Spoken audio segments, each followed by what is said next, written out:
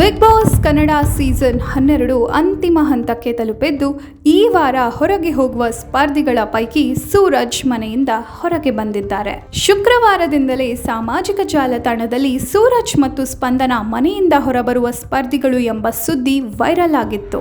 ಈ ವೈರಲ್ ನ್ಯೂಸ್ನಂತೆ ಸೂರಜ್ ಶನಿವಾರ ಮನೆಯಿಂದ ಹೊರಗೆ ಬಂದಿದ್ದಾರೆ. ಇದೀಗ ಇನ್ನೋರ್ವ ಸ್ಪರ್ಧಿ ಯಾರು ಎಂಬ ಕುತೂಹಲಕ್ಕೆ ಸಣ್ಣದಾದ ಹೊಸ ತಿರುವು ಸಿಕ್ಕಿದೆ. ಕಳೆದ 2 ದಿನಗಳಿಂದ ಸ್ಪಂದನ ಸೋಮಣ್ಣ ಹೆಸರು ಕೇಳಿ ಬಂದಿತ್ತು. ಶನಿವಾರ ಸಹ ಮನೆಯ ಬಹುತೇಕ ಸದಸ್ಯರು ಸ್ಪಂದನ ಹೆಸರು ಹೇಳಿದ್ದರು. ಕಳೆದ 14 ವಾರಗಳಿಂದ ಸ್ಪಂದನ ಒಂದೇ ರೀತಿಯಲ್ಲಿದ್ದು ಯಾವುದರಲ್ಲಿಯೂ ಸಕ್ರಿಯರಾಗಿಲ್ಲ ಎಂಬ ಕಾರಣವನ್ನು ನೀಡಿದ್ದರು.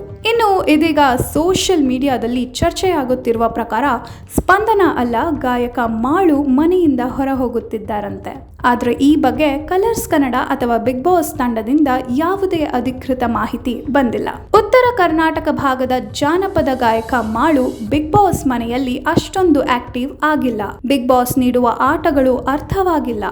ಮಾಳು ಅವರಿಗೆ ಕಾರಣ ನೀಡಲು ಬರಲ್ಲ ಎಂದು ಸ್ಪರ್ಧಿಗಳು ಹೇಳಿದ್ದರು. ಇದೀಗ ಮಾಳು ಹೊರ ಹೋಗ್ತಿರೋದಕ್ಕೆ ರಕ್ಷಿತಾ ಶೆಟ್ಟಿ ಅಭಿಮಾನಿಗಳು ತೀವ್ರ ಬೇಸರ ವ್ಯಕ್ತಪಡಿಸುತ್ತಿದ್ದಾರೆ.